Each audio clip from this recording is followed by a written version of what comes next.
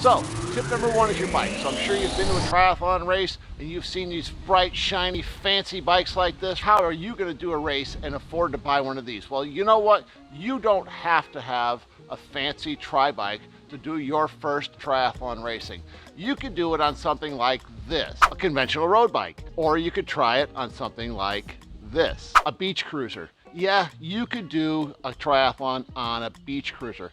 Your first triathlon, it doesn't matter. As long as the bike is in good working order, has good brakes, and you could ride it for the distance that the race is set up for, you can ride that bike.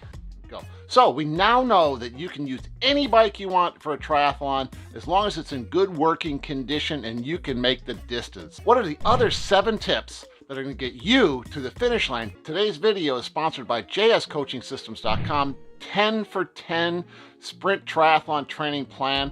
Down below you'll find a link in the description. Now on to some really great information.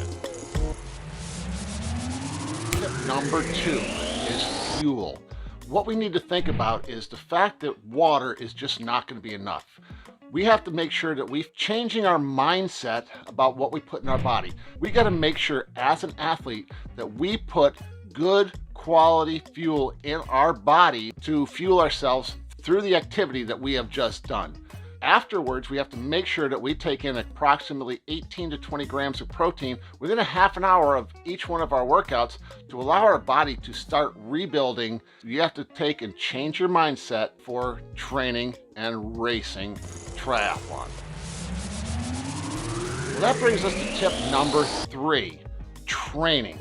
We got to make sure that we train our bodies correctly for that race that you have coming up. Remember that you have to have a plan to get you to the starting line in good physical condition with as little injury as possible and ready to actually race. That brings us to tip number 4. That's the swim. This is the area that most people have a problem with, is swimming in these triathlon races, and that's why I have my trusty wetsuit out, because you're going to end up with water that never gets warm enough not to be wetsuit legal.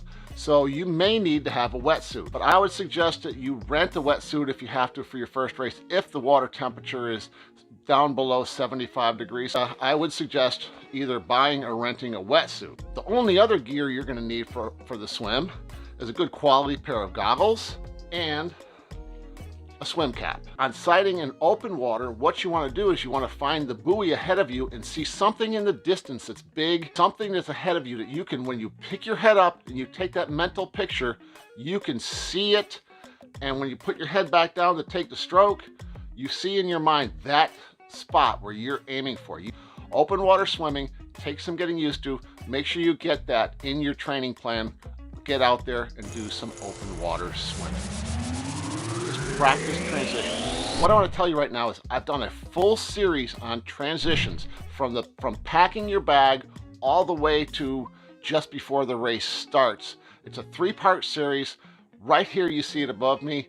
There's also going to be, at the end of this video, there will be a link to a playlist of things for you guys to learn as new triathletes on transition. So, tip number 6 is recovery.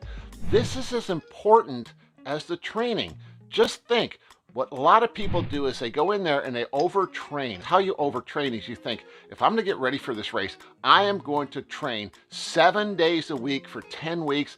And eventually what happens is your body breaks down and breaks down and breaks down so much you have not given it a chance to recover, and you get overtraining injuries. Overtraining injuries are impossible to recover from in time for the race.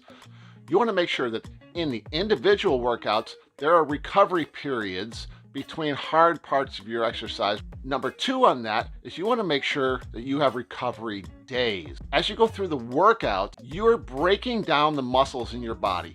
Your workouts aren't making you stronger. Technically, your workouts are making you weaker. They're killing muscle cells that your body replaces, from my research, at a rate of like 1.5 to 1.7 cells. That's why you get bigger and stronger. You want to allow your body to replace those cells and adapt to all of the training that you've gone through. Plus, About every third or fourth week, you want to have a recovery week where you're back your training way off and allow yourself to recover and really deep adaptation to the training. So recovery, just as important as training.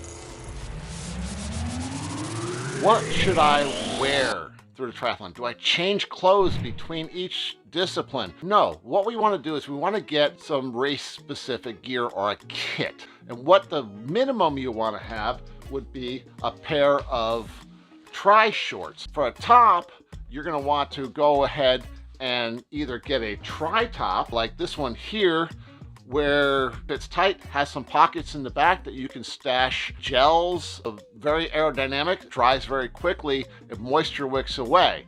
If you don't want to pick up a tri-top, you can also, as a guy, you can wear a tighter fitting, moisture wicking t-shirt. A woman could wear the moisture wicking shirt with a sports bra. That'll get the job done. Other option is a one-piece tri-kit. And what that is literally a kit that is the tri-shorts, the tri-top, all built into one, has the pockets in the back. The other things you're going to need are a helmet for your bike. It's got to be a good quality helmet in good condition, and sunglasses. You want to protect your eyes at all costs. On the bike, you want to have hydration. You want to carry a water bottle with you with an electrolyte mix in there. Your running shoes. Now, if you're using a bike with flat pedals, this will work. And you also need, for most of us, a pair of socks. On the run, you want to have your shoes, a hat or a visor, and a run belt.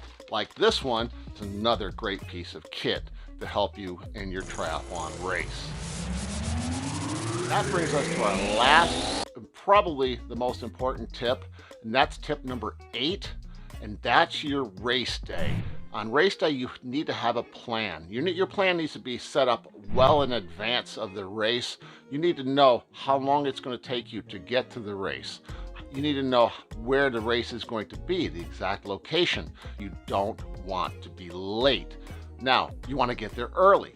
It makes it much easier on you to have that extra time to get through registration, packet pickup, and set up your transition. You do not want to be pressed for time. As far as the race itself goes, the best advice that I can give you for your race, don't get involved in the race. The worst thing that you can do is go out hard on the swim. There's going to be a lot of adrenaline going on, and you're going to want to go hard. 100 yards into that swim, you're going to be toast, and you're not going to get it back for the rest of the race. So take your time and swim your pace through that swim.